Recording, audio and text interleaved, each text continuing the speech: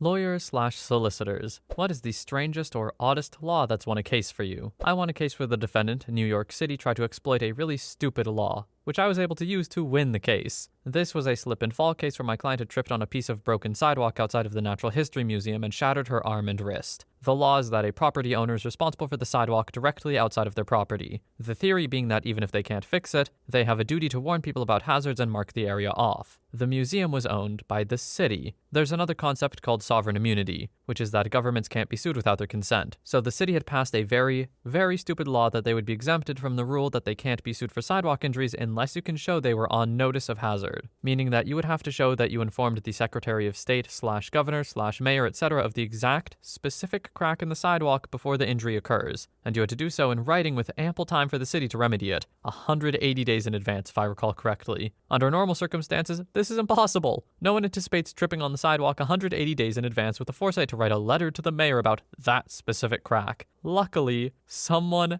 did have that foresight, and there was a big nonprofit called Big Apple Maps, which would go around the city with maps of government property and record with insane specificity each and every crack in the sidewalk, pothole, protrusion, and other hazard. And then they would publish these maps while serving copies on the government, with the express purpose of combating sovereign immunity defenses and slip and fall cases against the government. I got a hold of one of these maps and visited the site, and I was able to take pictures of the section of the sidewalk where my client fell, and you could clearly see newly placed concrete over the area in the exact position indicated on the map, showing where the sidewalk had been repaired after my client slipped. Basically, the government's attorney brought up the sovereign immunity defense and outlined all of the stupid steps I would have to go through to overcome their motion to dismiss. My response was, "Oh, you mean this?" and gave them the map. Immediate settlement. Oh yeah, my favorite defense against getting sued. Just making the whole process so absurdly bureaucratic that it's obnoxious. And then giving yourself the most absurd immunity I've ever heard of? Very cool. Thank you, law. Story 2. I had a case where a guy was charged for running a red light. The thing is, he had been sitting at the lights for 5 minutes and it hadn't changed. The wording of the specific section under which he was charged related to stop signs and traffic lights and referred to them as traffic regulation devices. I successfully argued that as the traffic light wasn't changing, it wasn't regulating traffic, and he got off. I couldn't believe it when the judge ruled in my favor. Neither could the police prosecutor. Story 3. The weirdest case I've ever dealt with was Jolie versus Pelletier. I did some research for this case when I was a law student. Some background. This was at a time when the Ontario Court of Appeal had held that, if there were any factual matters in dispute, a case could not be dismissed on summary judgment. That is not the case today. It was discovered that this position basically ruined summary judgment as a useful process. But it was the case at the time. In such a motion, all facts alleged by the plaintiff would be assumed to be true. What happened was this. A man sued, among others, the College of Dental Surgeons for persecuting him and interfering in his ability to live as a generic Martian. The plaintiff claimed he had been cloned from space debris NASA found in the 60s. He claimed he had a genetic test to prove this, but it had been falsified by the CIA as part of the conspiracy against him. Well, naturally, this claim raises the concern that the plaintiff was bonkers, but there was no evidence aside from his bizarre claims of it. In court, the case was decided on 2 alternate grounds. First, on the boring grounds that the case was patently frivolous and vexatious because it was absurd. However, it was also decided on the more entertaining basis of standing.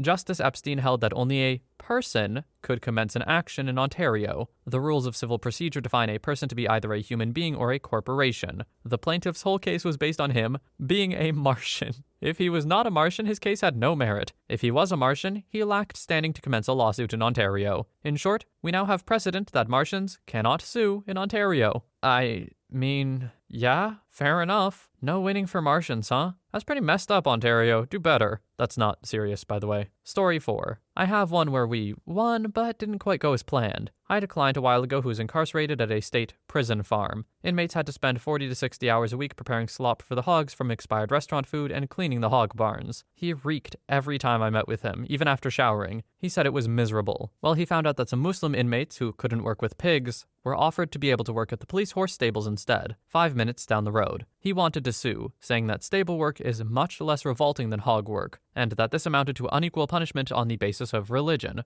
I thought he had a point. Well, the case didn't get thrown out and actually got some traction, but then the prison changed their policies in response. Inmates who couldn't work around pigs or didn't want to would instead be transported to a factory chicken barn the next county over for work each day. He asked that I drop the lawsuit, and the Muslim inmates were not happy with him. Story 5. Over 10 years ago, I'd been at fault for rear-ending someone. I had no insurance and my license had expired. I don't think I need to mention I was in a very destitute, low place in life, struggling with almost every conceivable aspect of living. The cop was very kind as we talked, but wrote me a ticket for it all. One was kind of a fix-it ticket about my suspended license. I sorted that out in the days after and nothing came of it. The cop had mentioned that he had to write the insurance ticket, but to take it to court and get it lowered. I was desperate to try to get my $800 insurance ticket lowered because I couldn't afford something like that. So I took the cop's advice. I went into traffic court weeks later, and when it was my time to chat with the judge in front of everyone there, the judge looked at the ticket, stopped me and said, "I would like to use Mr. OP's case as an example to the gallery." I almost died. He went on, "This is a court of law, but it is also a court of fairness. It seems as if the officer didn't write the date of the incident on the ticket. I can't hold OP accountable to this." My jaw dropped. I stood there. The judge told me I was free to go twice before it registered. I'm pretty sure that cop deliberately didn't write the date on the ticket. Thanks, officer. Story 6. There was a case here in Hawaii that got thrown out like this. Someone got pulled over because the police saw she had way too many passengers in the car. Then they noticed she was drunk. Open and shut case. Well, apparently in Hawaii, there's no law defining the maximum number of passengers in a private vehicle. So the issue was that all the extra passengers weren't wearing seatbelts. Well, this failed too, because the law only says that every available seatbelt needs to be in use. Well, if you have 6 passengers and only 5 seatbelts, well, there's nothing at all illegal about it. So, since there was no probable cause to pull her over in the first place, even though she was indefensibly drunk, the whole thing got thrown out. Hawaii has some very counterintuitive laws. If your truck has seats installed in the bed, your passengers must be buckled up. If not, they can just party back there. While anyone in the cab unbuckled would get you a major ticket. People regularly ride down the freeway in truck beds while sitting in lawn chairs. Just from like a public safety perspective, horrifying laws. Those kinds of loopholes, in my opinion, just straight up dangerous. So, don't love it, but interesting. Story 7. I got a pro bono client's removal by USCIS canceled. He had a low-level drug possession conviction from the early 80s. During that brief period, the active ingredient of Imodium was illegal under state law but not federal law. So I successfully argued that they couldn't prove it wasn't a conviction for possession of a substance that was federally legal at the time, and as such was not subject to removal. The argument worked, and my guy went back to his business and his family. Story 8. Had a guy in USAF basic training that should have been a lawyer. When pulling dorm guard duty, we were supposed to ask anyone requesting entry to show their military ID through the window in the door, and then compare the name shown to an approved entry list. Failure to confirm ID before allowing entry was a security infraction. So this one dude is dorm guard when a TI, training instructor, is going around from dorm to dorm, making sure the airmen on duty are following procedures. The TI knocks on the door and demands entry. For whatever reason, the airman lets the TI in without asking to see ID. The TI blows a gasket, starts screaming at the airman about how much trouble he's going to be in when the TI reports what happened. He demands the airman hand over a Form 341, which is used to document rules infractions. "Sir, I'll give you a 341, but I think you should know this door is broken." "What the hell are you talking about, airman?"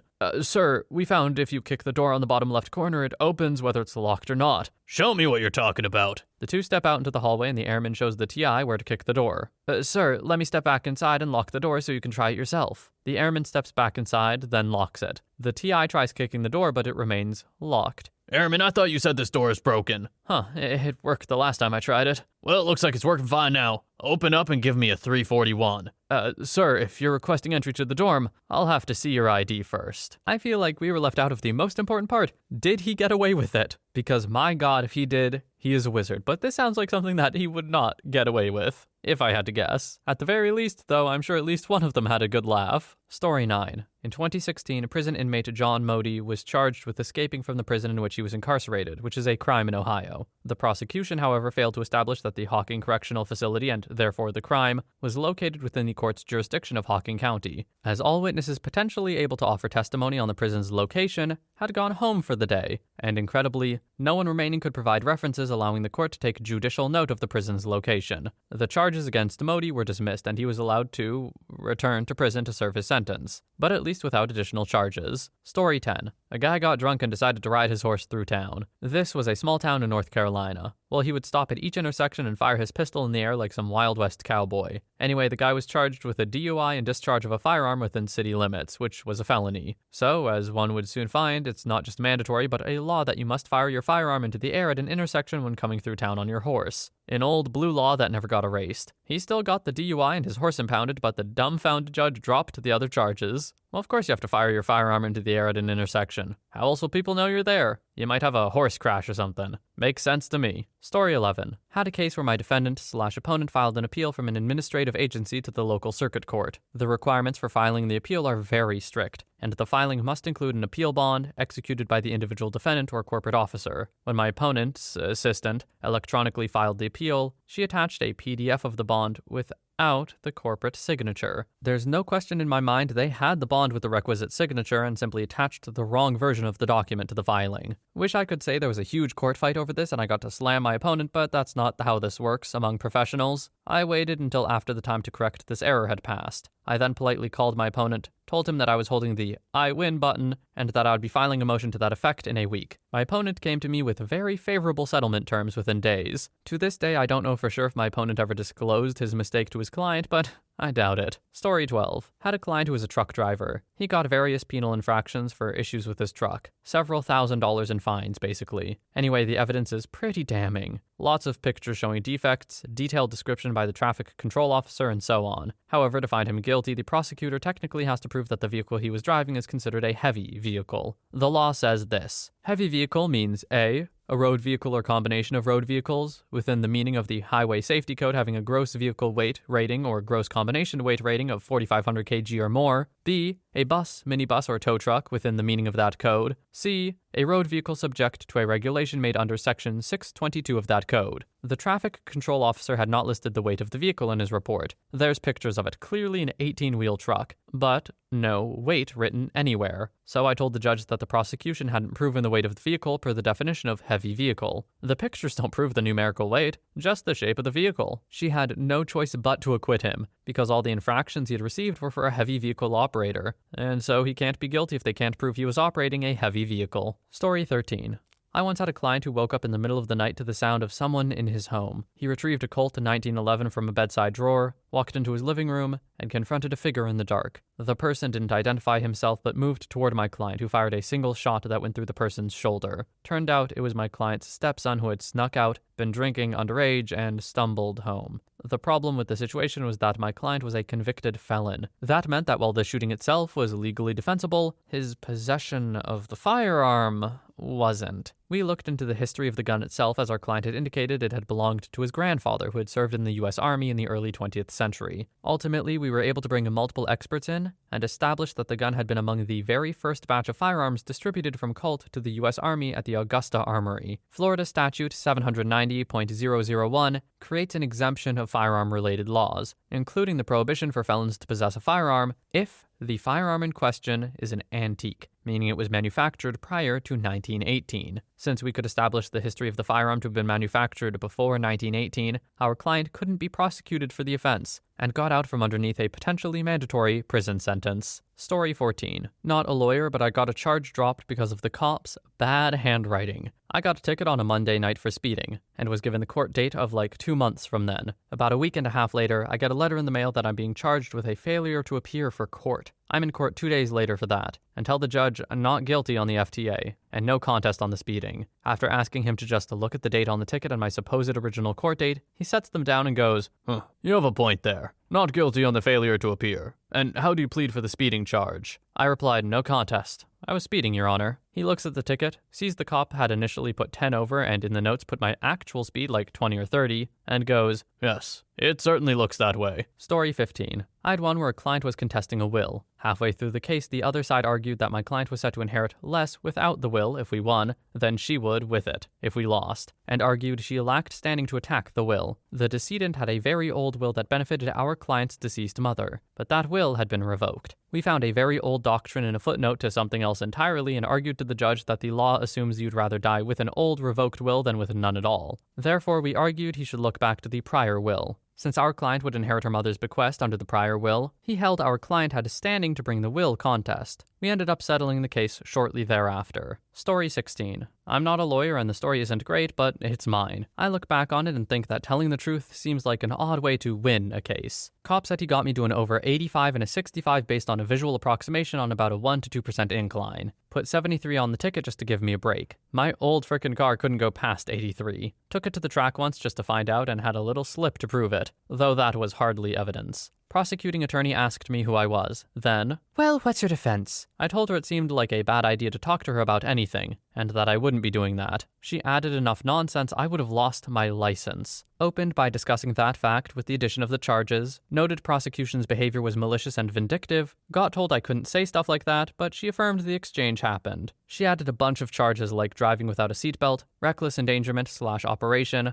a higher speed charge, and eluding the police. He lit me up on a bridge. I put my flashes on, then pulled over slightly after the bridge because it wasn't safe. Started by asking the officer to describe the day. Sunny, dry, minimal traffic, straight, smooth, flat, well-kept road. Given the road conditions, the officer agreed that my vehicle was well under control and did not merit the conditions for reckless. He stated that with his vehicle and training, he would have no issue safely exceeding 100 miles per hour under those circumstances. Kept talking to the cop. He said I had my seatbelt on, said I was polite, and I asked him if he felt that my delaying the stop was for his safety or to hide or destroy evidence. He noted my car was spotless, and I explained my reasoning for pulling over late, offering to let him search it if he was so inclined. He declined. A 95 Jeep Cherokee, so no trunk and big windows. Offered to let him search my backpack. He declined. He said I was doing 85, gave me a break for the speed. I asked him again if I was doing the speed on the ticket, and he said no. He asked me if I knew how fast I was going. I said not exactly, but I didn't think I was speeding because I always double-check my speed in that area where they sit, and my vehicle probably couldn't do 80 going up any kind of incline. As I brought stuff up that made her look stupid, he kept this huge grin. I asked for everything to be dropped, because based on the citation and testimony, the ticket was incorrect, and the rest was just spite, trying to punish me for wanting to experience the judicial process. I asked the judge if the sort of behavior from a prosecutor was the type that should be reported. He was non-committal, but urged me to report it if I believed as much. I reported her, and nothing came of it that I knew of. He dismissed the ticket. Talking to the cop on the way out, he said something like, "Okay, but you know you were speeding." We laughed, and I told him, no idea. But hey, innocent until proven guilty or something. Really pleasant and solid guy all over. He let me pet his dog. I probably was speeding, but I really couldn't be doing the speed he stated, and definitely wasn't doing the one he wrote. So, meh.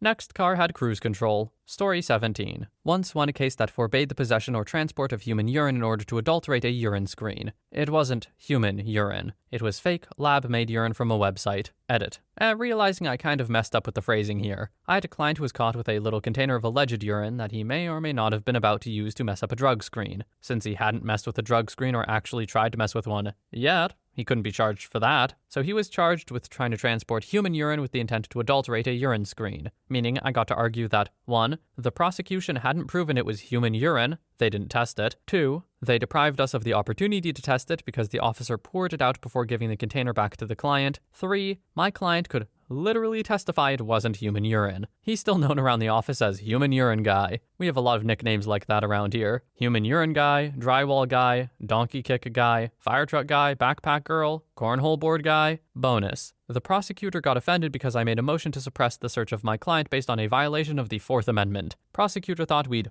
agreed that the search was good. The search was good based on the facts in the police report. Not my fault that the police officer testified like an idiot once he got on the stand. Story 18. I once got out of a parking ticket by refusing to admit I was the driver. In the UK, parking companies that use automatic plate number recognition can get the contact details of the registered keeper of a car from the DVLA, our DMV, and they send them the fine in the post. But I did some Googling and found out that legally it's not the registered keeper who is liable for the fine. It's whoever was driving at the time. This isn't always the case. There are situations where they can hold the keeper liable, but in my specific case it didn't apply. They really don't like you knowing this. Their letters are worded very carefully to give you the impression that you're liable for the fine as the keeper of the vehicle, without ever actually outright saying that. And they do the crap where you can pay either a reduced fine now or appeal and pay a bigger fine later. I appealed. I didn't lie and claim I wasn't the driver. Instead, I just pointed out that they're contacting me as the registered keeper, and that the registered keeper isn't legally liable to pay the fine, and that I'm under no obligation to give them any details of who was driving at the time. It took 2 months and 2 appeals, but eventually, I won.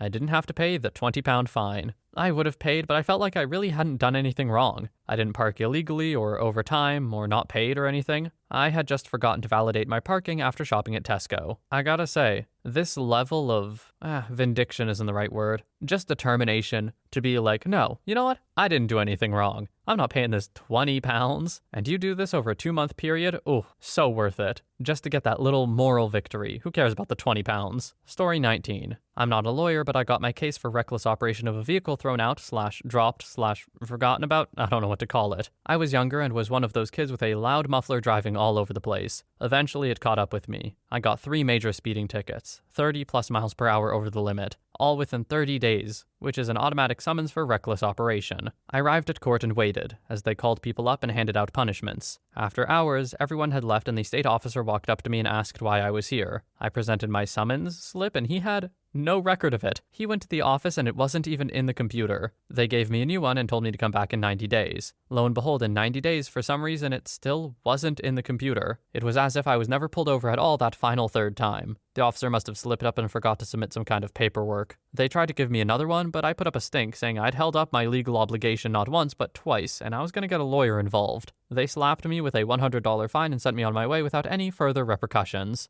Biggest bullet I've ever dodged thus far. I likely would have lost my license for some amount of time. Chances are with a lawyer I wouldn't have even been fined, but that was too much hassle. Besides, I had broken the law. I deserved a fine at the very least. Story 20. Not a lawyer, but I did enough law research to get myself out of a parking ticket one time. When I was in college, I was in the marching band. We had a storage room in the basement of one of the dorms. I was going to get something out of the storage room and parked in the loading dock behind the dorm. There was just enough room next to a dumpster to fit my car. I didn't want to spend $5 on a loading zone pass from parking services because I was a broke college student, so I just parked. I was only going to be 2 minutes anyway. I finished picking up what I need to, and sure enough, I come back out to my car to a parking ticket. Except it isn't the $25 ticket for parking in a loading zone, no. It's $75 for parking in a fire lane. There was a single sign at the very front of the side road leading up to the loading zone, but no curb paint, no indication of where the fire lane started and where it stopped. I called parking enforcement telling them this, and they wouldn't budge. Fine. I took pictures of the loading dock,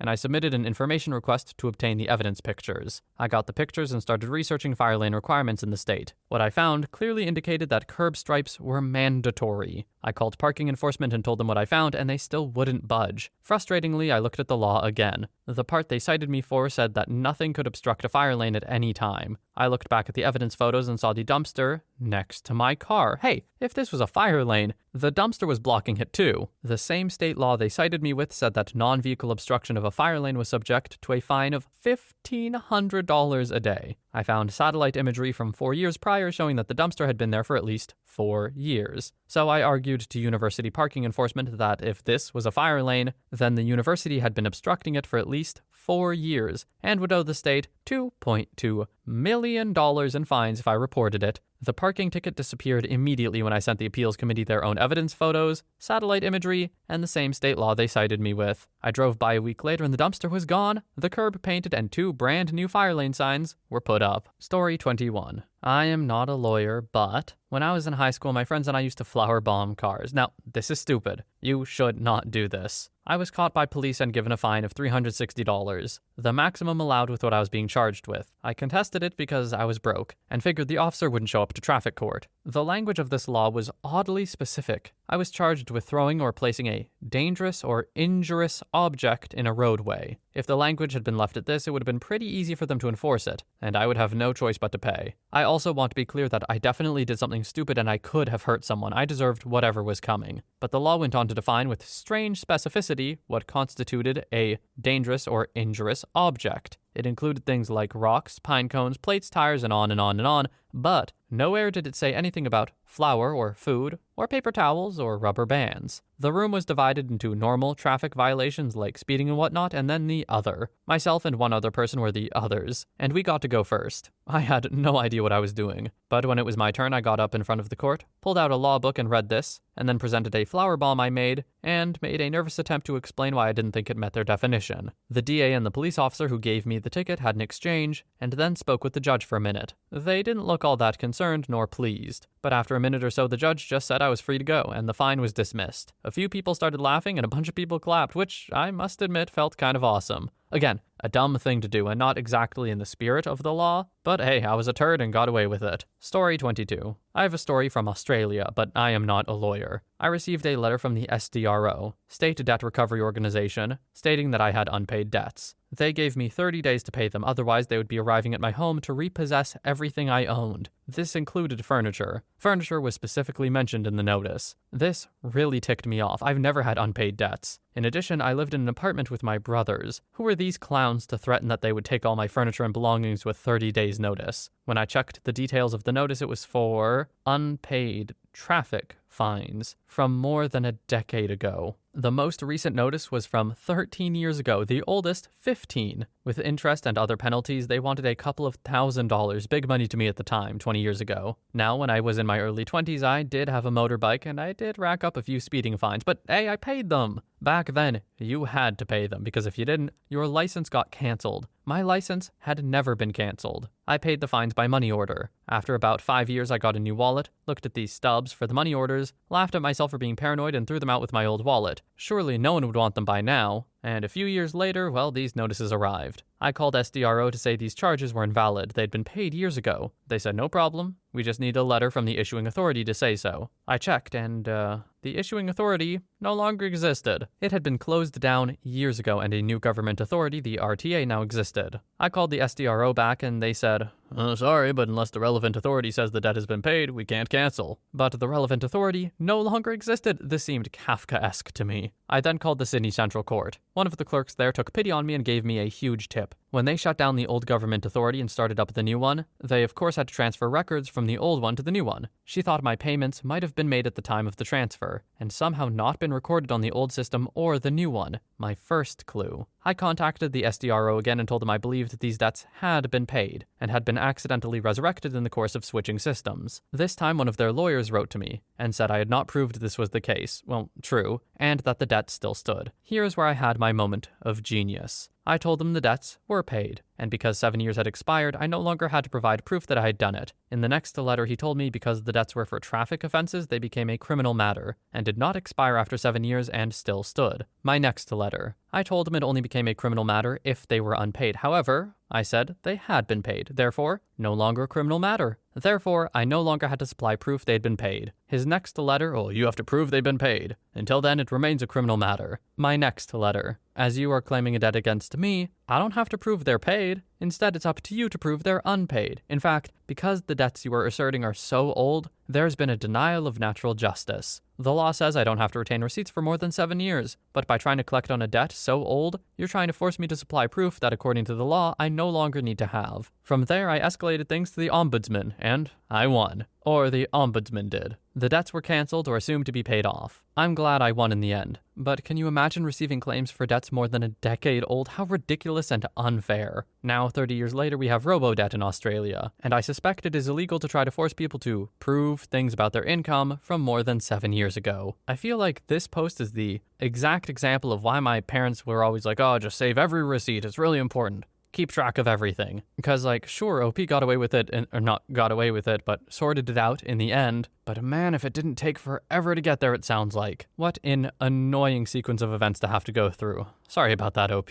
Their clerical error should not result in you being told you're gonna lose all your furniture. Story 23. Prior to becoming an attorney, I worked retail for a few months. The way my assistant manager scheduled me, I had to work 10 days straight, including a couple of 12-hour shifts, with no days off and minimal overtime. The way they got around the overtime was by scheduling me the last 5 days of one week and the first 5 days of the second week. So I only worked 40 hours in the work week, plus the 4 hours of overtime for the 12-hour shift. That didn't seem right to me, so I looked up the law in Virginia. While they could technically do that, there was an archaic law at the time in Virginia that stated if a non-essential or non-managerial worker wanted Sundays off, the job had to give the Sundays off without penalty. This was true even if the worker agreed in accepting the job to work on Sundays. The worker under the law could change his or her mind and ask for all Sundays off. As the worker was not essential or a manager, then the employer had to accommodate. I took the law to my manager and said that I was not going to work Sundays anymore. He said that they wouldn't schedule me that many days in a row anymore, but I still had to work Sundays. I told him that I did not, and gave him the statute. It caused a big stink, and I ultimately found a better job not long after. But I never worked a Sunday there again. Ironically, a few years later, the Virginia General Assembly accidentally created a law that nullified the essential worker and manager bit of the Sunday law. That made the news, and suddenly people were aware of this archaic law that they could ask for Sundays off. I remember the news saying that no one knew about this law because I thought to myself, hey, I did. The General Assembly repealed the entire law about Sundays, so now workers do have to work Sundays. That was the only time time, though, that I found an archaic law to help me out. Story 24. I had a client with a serious medical problem that cost her job,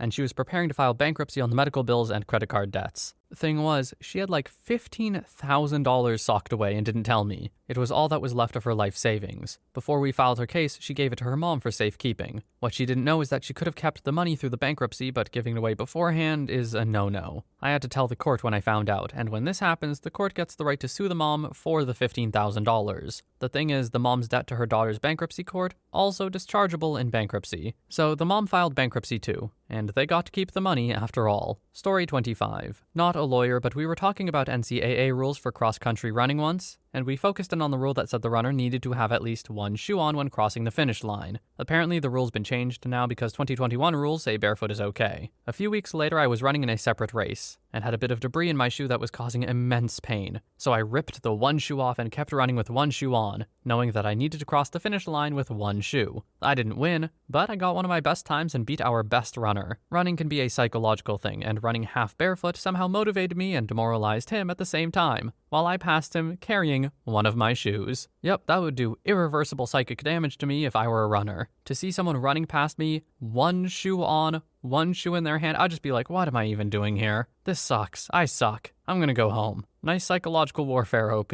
Accidental or not. But also, side note, not at all really related to the prompt, but sure. It's a rules loophole, or kind of just a rule. You're like 20% of the way there, OP. Story 26. Mandatory, I am not a lawyer, but I did beat a traffic ticket based on a poorly worded ordinance and arguing it to the prosecutor. I was charged with approaching a parked public safety vehicle displaying its lights, basically meaning I didn't move over a lane when a police car is on the side of the road. The problem was, I was on an on-ramp. There's no lane to move over to. The cop was a jerk and told me I was trying to end him, and told me to pay the ticket or go to court and pay more. I read the text of the ordinance he cited me violating and saw the phrase, or other prudent action based on road conditions and the driver's judgment. Surprisingly, the key word is and. I just so happen to know that in my state, the word and in legalese can also mean or. This was my very first citation ever with a spotless, decades-long record. I choose to go to court and argue my case. When I arrived, I was put in a pool of people who had tickets to argue and got called up one by one to talk to the public defender. When it was my turn, I said I would like to speak to the city attorney. They were very confused and asked if I was Mr. OP's attorney. I assured them, no, I am OP.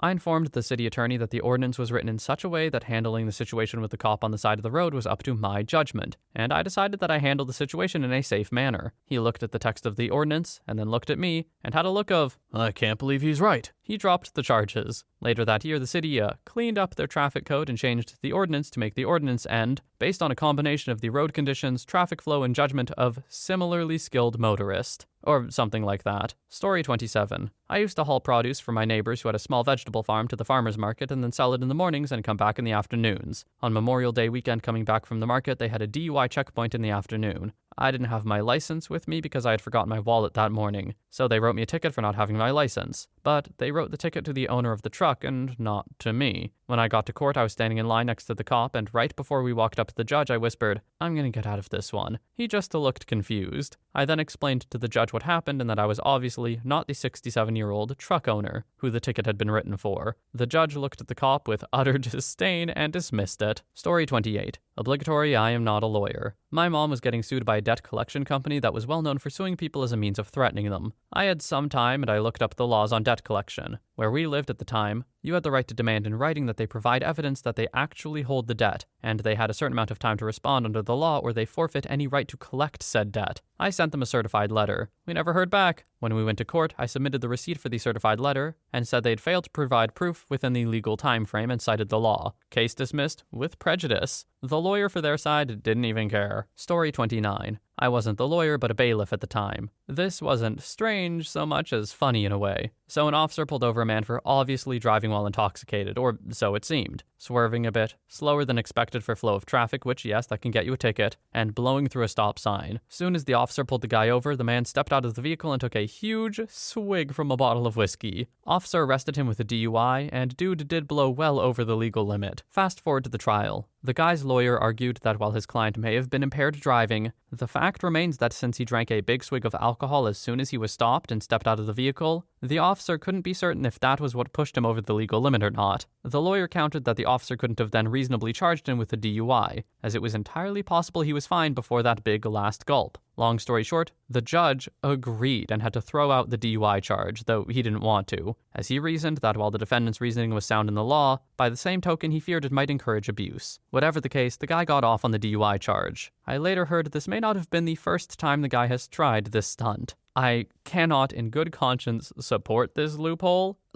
Yeah, they're technically right. Fair enough. You got 'em. But man, just don't drive drunk. It's so easy to just not do that. Surely they can still be charged with something, right? I will say, though, the legal gymnastics, it's kind of clever. Story 30. Contrary to popular perception, the legal system does not involve a hunt for some arcane law that lets you win with this one simple trick. The closest I've ever come to that, and it was a complete aberration, was a complex dispute over the validity of a mortgage note with a bank. One of the issues was whether there was sufficient consideration, something of value, exchanged for the note. And sure as hell the contract had seal written after each of the signatures. So that resolved that particular issue. But then there were a whole bunch of other allegations of fraud and self-dealing to sort out. 90% of legal cases involve credibility disputes between witnesses about what happened, not finding some magical Harry Potter type Latin spell to utter in court. Story 31. Happened to me when I was a teenager. My friends and I bought some beer and then went to a high school football game the first week of my senior year. We obviously got caught, and all 6 of us got tickets for underage possession of alcohol. I was the designated driver and had been driving my dad's Suburban, with our very unique last name on the license plate, so it was really easy to figure out whose car it was. Went to court a few months later. The ADA presents her case, cops testify, they even brought the alcohol in as evidence. Right after she rested her case, my attorney steps up and asks the judge to dismiss the case. We are all very confused. The judge looks at the ADA and just kind of shakes her head and agrees. My attorney explained later that she forgot to prove we were under 21, so there wasn't a case anymore. I've never been so glad for technicality in my life. Story 32. I am not a lawyer. We purchased a motorcycle at the beginning-ish of the year. DMVs are horribly backed up, and we got an appointment as soon as we possibly could get plates and registration.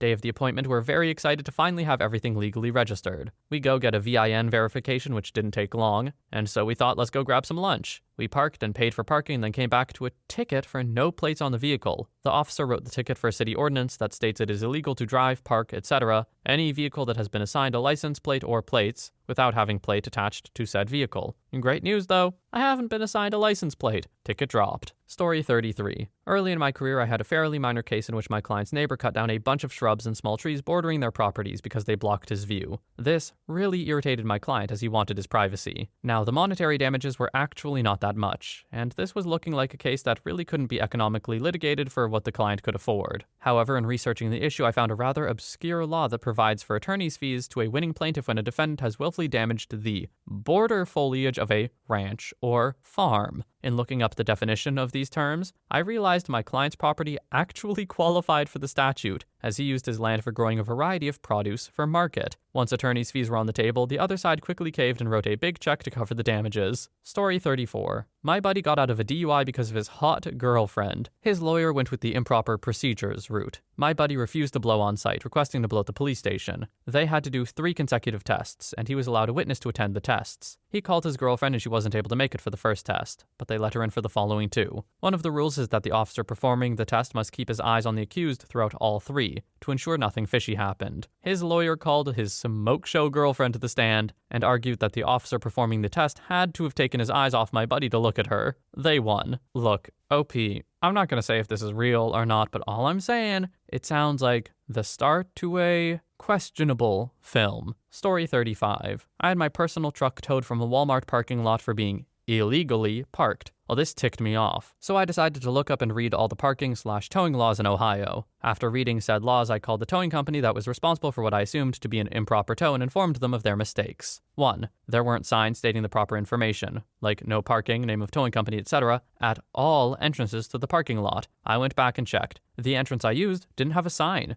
I also made sure to take a video and pics. 2. I contacted the local sheriff's office and some other office, forget their name, and both said that the towing of my truck was never reported. There's a specific law that says if you tow a vehicle, you have to take pictures and make the local authorities aware of the incident within a certain amount of time, like 24 hours or something. 3. The location of their lot where they towed my vehicle to was further than 30 miles away from the Walmart. It's law that it is within 30 miles. They were like 31 or 32 away. So after explaining this to them pretty damn well, and after receiving a lot of negative comments about how they've never dealt with anyone like me before, / how much of a jerk I am, / I should just pay the $150, I threatened them with litigation. I said I could take this to a small claims court and sue them for 3 times the amount I would have lost. And the poor dude who towed my truck would get slapped with a misdemeanor. Needless to say, they caved and told me I can just pick it up whenever. They put up a sign at the entrance I used within a week and probably started following the laws after that. Story 36. Virginia divorce. Female spouse was cheating on well-off male spouse. Man found out, started divorce proceedings, and woman found out she would get no spousal support. She did, however, find out about a concept called condonation, which means if you sleep with someone after knowing they've committed adultery, you've forgiven them and can get spousal support. Well, one night of text messages and a few photos confirmed it, and a client received a lucrative spousal settlement based on the new information. Story 37. Not my case, but a case my office handled. In Belgium, a break-in during the night is punished more severely than a break-in during the day. The question then is, well, when does the night start? The night legally starts at sundown and ends when the sun comes up. This was before the internet was mainstream, and basically every household had the same calendar. You could pull the day of, and there would be some information on the day, month, the moon and the sun, the patron saint of the day, and maybe a joke. Like, this calendar was known by everyone as the standard calendar. The prosecutor used the date on the calendar to state the sun went down on the day of the break-in at 9:36 or something like that. So since the break-in was caught by the police at 9:38, the more severe punishment was in order. My office found it really stupid the guy had a more severe punishment for 2 minutes. So they started looking and came upon the Belgium Royal Stargazing Observatory, who are the legal association to record weather and things like that. So we wrote them a letter asking what time the sun went down that day, and lo and behold, the certificate from the Royal Observatory stated the sun went down at 9:39 that day. Client got the lighter punishment for a regular break-in, not the break-in at night. That kind of distinction is just asking for this, though. Like, what a stupid, arbitrary sort of thing. I don't know what punishment this person deserved. I don't know why they did the break-in or anything like that. All I know is this law is stupid as hell. Story 38. I'm not a lawyer, but I once got out of a speeding ticket going over 100 miles per hour. I was pulled over by the sheriff and ticketed. Luckily, he let me go and didn't arrest me. I was given my court date and went to my arraignment and pled not guilty, and they set another court date for me to plead my case. Then I made discovery requests on everything I could think of. Officer's notes, his whereabouts for the entire day, the service records of his vehicle, etc. This was quite a hassle because I had to write the request and send it to like 3 different places. The sheriff, the court, and some records place or something. Well, of course, they didn't comply and sent me nothing. So I went to my court date. Told the judge I can't possibly defend myself because my discovery request wasn't complied with, as is my right, and requested the court order compliance and a new court date set. Well, the judge obviously didn't like this, but he had no choice but to demand the sheriff's department to comply and send me the information I requested in discovery. So he set another court date, which I knew was outside of my speedy trial rights date. I told the judge I do not waive my right to a speedy trial, and demanded an earlier court date. This really ticked him off. He couldn't offer me an earlier date because the courts were overloaded and jammed up with other cases. He basically told me to screw off and they'll see me at my next court date. So the sheriff ended up complying with the court order and sent me a packet of information. Finally, my next court date rolls around and I see another judge. I made a motion to dismiss on the grounds that my speedy trial rights had been violated, and I didn't waive them, as so many people do. The judge had no choice but to dismiss all charges, but not before lecturing me about the dangers of speeding. I'm gonna start sounding like a broken record here, but anything driving, look, OP, do better. You're clever, that was pretty good for you, but do better. Story 39. Not a lawyer, but this happened to me in college about 6 years ago. I was working 2 jobs and attending community college and still barely making ends meet. My best friend was accepted into a university about an hour away and needed a ride. At the time, my cousin, who's deployed for a few years, let me borrow her car for a while. So fast forward to us getting there. It's her first day of class and she's close to being late. I hurry to back out and I back right into a parked car. She gets out to check and it isn't that bad, so we drive away. A week later, campus police calls her in and I turn myself in. Cop was super nice and told me that watching the ordeal on camera was hilarious. Lo and behold, I hit the dean of residence's car, and the cop made a deal with me that if I paid the dean for the damages, I wouldn't have any trouble in court. After all, I was looking at a hit and run. Fast forward to court and the cop doesn't show up. A judge says the no-show means my case had to be thrown out completely. I still paid the guy afterwards after guilt. For 2 months, I had not a dime in order to pay. I even gave blood just to have enough money for gas to get back home after paying him. Looking back on it legally, I didn't have to pay him, and I may have paid him in smaller increments if I knew that then. Story 40. In Florida, we used a really old writ from English common law called the writ of error, coram nobis, to overturn old convictions that couldn't otherwise be attacked. That's a simplistic explanation. It's actually more complicated than that, but anyway. These writs originated in England in the 1500s, came to the US with English common law, and remained the law after the Revolution. In some states, you can still use them. An enterprising lawyer I knew, who was also a medieval legal scholar, figured this out, and we started filing these motions based on the writ. Surprisingly, judges started granting them. It mostly came up in situations where the state was trying to enhance a current charge or sentence based on a prior conviction. We would use the writ to attack the prior convictions and eliminate the enhancement. It worked for a while. Then the Florida Supreme Court decided it had enough, and eliminated the ability to use coram nobis by declaring it had been subsumed into a subsequent statute. It was fun while it lasted, though. Please don't bully me for my Latin, pronunciation. I'm sure someone out there knows how to pronounce it correctly, but it ain't me. Story 41. Mine is more funny, in my opinion, than strange. I was recently in legal trouble, charged with F1 aggravated burglary. My ex-roommate stole my cat twice. The second time, I waited with a friend who lived across from her and watched her leave her apartment and not lock the door, so I walked in and got my cat. I couldn't get out of the building's halls before she got back, and she attacked me. One of the girls across the hall came out and maced my ex-roommate, and the police were called. Anyway, I ended up in county, and my ILs pay my bail roughly 36 hours later. Go through all the court stuff, and it's bound over to grand jury. They took a day looking at it and dropped the case. My lawyer said they didn't want to waste time pursuing something so stupid. Still don't have my cat, and the charge will stay on my record for 2 years. It's the one and only time I've been in trouble with the law, not counting some mandatory one-time counseling for staying out past curfew at 14. Story 42. I'm not a lawyer, and this is a super duper sucky thing that happened, but happen it did. POS murders someone, gets arrested and charged, then released on bail for reasons. Over the next 14 months, POS attends directional hearings and all other court dates in the lead up to the murder trial. 1 month prior to the trial, POS is out driving, causes an accident resulting in one person severely injured and another losing their life. Bail is not revoked, and POS stays on bail for murder, after murdering another person until the trial. Why was he allowed to stay out on bail? Well, 2 reasons. A, he hadn't broken any of his bail conditions, meaning there was nothing in his conditions saying he wasn't allowed to cause the death of another person whilst on bail for murdering the first. B, if his bail were revoked a mere 30 days before the murder trial, the jury would need to be told why, and this would mean they would be less likely to have an objective and neutral leaning. He was found guilty of murder and whilst incarcerated, had to stand trial for the second incident of driving in a dangerous manner, causing death, which he was also found guilty of. 21 years later, he is now paroled after serving a total of 17 years for the murder and 11 months for the driving. We created a petition to get the law changed that someone who is charged with murder shouldn't be allowed bail, or at least if they take another person's life, they should immediately have bail revoked, but sadly we were unsuccessful. Story 43. Not a lawyer, but my dad got out of a speeding ticket due to being able to prove that the police officer had lied about the interaction they had. He was in a very distinctive bright green sports car, and was followed by a marked car for about 10 minutes, without committing an infraction. After he pulled into his own driveway, the cop came over and told him he was speeding and driving dangerously. The officer had an attractive young female officer in his car that didn't get out and watched from her seat. He spoke to the officer, and a bit of petty argument happened through a 1-inch crack in the window, because the window motor was broken, and the parts ordered had not been in stock at the dealership due to rarity. In court, the older male officer gives his version of events, saying Dad has been rude, abusive, threatening, etc., doing twice the speed limit in his own street, supposedly. The female officer then took the stand and repeated word for word what her male counterpart had said. She was asked where she was and how she could hear all this. She says she was in the marked car passenger seat at the time, and heard it because Dad had his window down. Dad was able to produce the order for the power window motor from the dealership, the invoice for the installation of the replacement after the ticket, and a statement from the dealership that it was stuck in the nearly up position with a small crack at the top.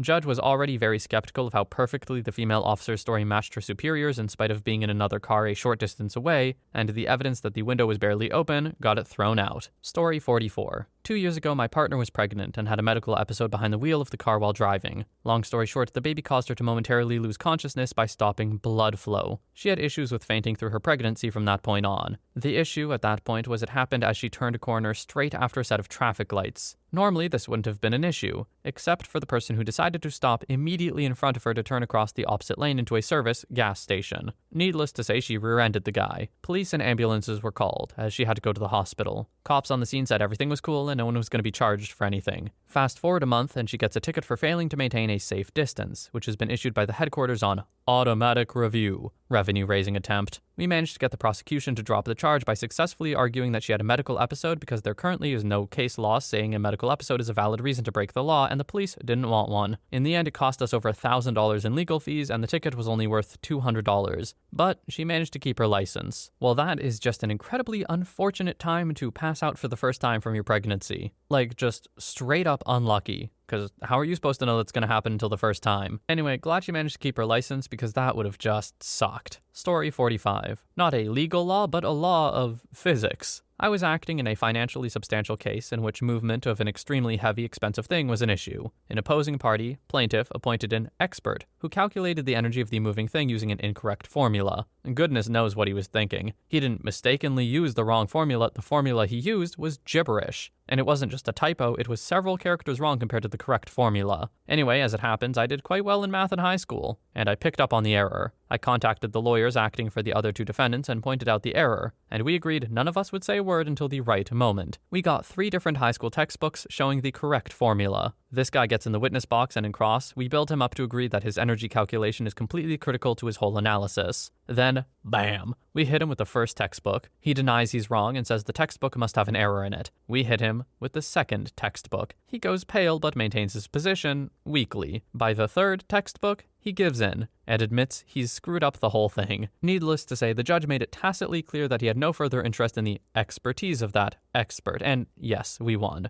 Moral of the story: don't use lawyers who only know the law. That guy's report had been seen by at least 4 and probably more lawyers on their team, and none of them had enough basic math to notice the error. Story 46. Not me personally, but it's a great story about how even the big guys screw up sometimes. There's a restaurant in Ireland called Super Mac. McDonald's super unhappy about this, since it sounds kind of similar to their Big Mac brand. Luckily, McDonald's have a trademark for Big Mac, and that trademark covers both food and restaurants. There's a bit of useful legal knowledge here. A trademark is only valid if you can show genuine use of the mark within the last 5 years, or if it was filed less than 5 years ago. Also, in most cases, a trademark only covers the goods and services it is registered for, and is only valid to the extent that it has been genuinely used for those goods and services. So McDonald's are facing a bit of an uphill struggle here. They have the trademark for Big Mac, but can only really show use for the actual food, not for the restaurant name. What should have happened at this point is that they prove use of Big Mac for food, try to argue for the restaurant use but fail, it gets limited to just covering food, and Super Mac get a notable but not newsworthy win. What actually happened was that McDonald's get into the IP law textbooks, but not in a good way. Their filing is a laundry list of everything that doesn't count to prove genuine use. They file drafts of advertisements, but with no indication that the adverts were ever published. They file statements from high-up execs, which aren't detailed enough and which are generally not considered persuasive anyway. They file sales reports, which don't actually show that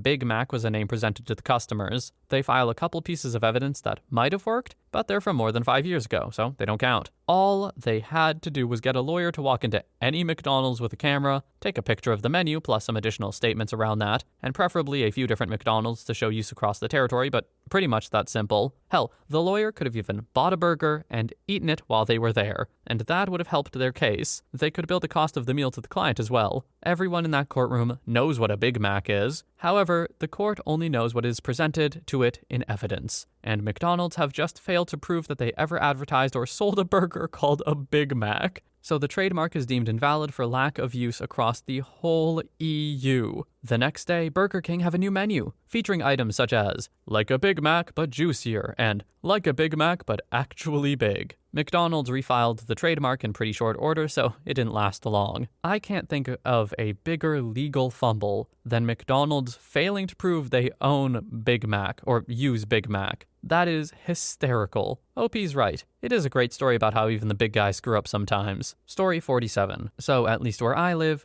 gifts given in contemplation of marriage are conditional on the marriage actually taking place. So practically, if I give you an engagement ring and you break off the wedding, you have to return the ring. You might get to keep it if I'm the one to break it off, though. This is one of those patterns they teach in law school as a silly, relatable situation that gets you used to reading law, but will never come up in real life. well, it came up. Someone was charged with robbing his ex-fiancée by demanding the return of a ring at knife point. Well, robbery requires at least an attempt to steal, and it turns out it was his ring. It didn't matter in the end, since he convincingly denied it ever happened, but it was a strong plan B. Story 48. Used to work with lawyers. This is the best one I heard. I think this guy should have been found guilty. Driver pulled over by County A police, but the stop went over county line to County B. The person blew a .16, had ice, coke, and weed on him, plus no proof of insurance. Person was arrested, etc. Lawyer went to County A court and pled guilty to the no proof of insurance. Asked how he pled on the other cases, and he said he would like to go to trial for those. Court said, okay, that's fine. Next week, lawyer calls up court clerk. My client was arrested in County B. This means County B should be the one that handles the case. Clerk said, sounds fair, I'll transfer the case. Court date comes up in County B. Lawyer comes in. Double jeopardy. My client already pled guilty. Judge agreed. Client got a $40 ticket and had to prove he had insurance at the time of the arrest, which he did. Story 49. A family story among some relatives that are lawyers. Not quite an odd law, so much as an unwillingness to comply with a rule by the judge. The scenario is this. Two soldiers on a base got into an argument and were struggling over a rifle. The gun went off and one of the two died. The shooter said that he hadn't pulled the trigger, the gun had just gone off. The family of the deceased disagreed. For reasons that have never been clear to me, this case was handled in a non-military court on the condition that two corporals were part of the jury. After everything had been presented, the jury was about to head back to the chambers to deliberate, when the prosecution chimed in with one last request. They wanted the judge to prohibit the jurors from reenacting the event with the rifle. There was some back and forth over this, but eventually the judge agreed, and asked the jurors to each verbally confirm that they understood they were prohibited from reenacting the scene with the rifle, which everyone including the corporals agreed to. The moment the chamber doors were closed, the corporals walked over, took the rifle, and proceeded to tug back and forth with no fingers anywhere near the trigger. Click. They looked at the rest of the jurors and asked, do we need to bother with further discussion? And an hour later, free lunch if they took long enough, they judged not guilty. The lawyer in question, obviously the defense, found out about it sometime later when he ran into one of the corporals in a bar. He laughed and said, yeah, when you all went back there, we pretty much were all in agreement that despite the declaration not to, that was obviously what was going to happen. What I don't understand here is why the judge would agree to that. I feel like reenacting it is probably a pretty good idea. I mean, assuming the firearm is not loaded, obviously. You get what I mean. But like, reenacting it? Hey, that seems like a good way to figure out if it happened or not, no? Anyway, fair enough that they went for it anyway. And hey, it's good that a person who, well, is mostly innocent, I don't think you should have been tugging on a gun, but still, you didn't shoot the guy, is not charged with murder when he shouldn't be. That's always nice. Anyway, that is all the stories we have for today. I would like to thank you all for watching this video, and I hope you have a wonderful day or night wherever you are. I will see you in the next one.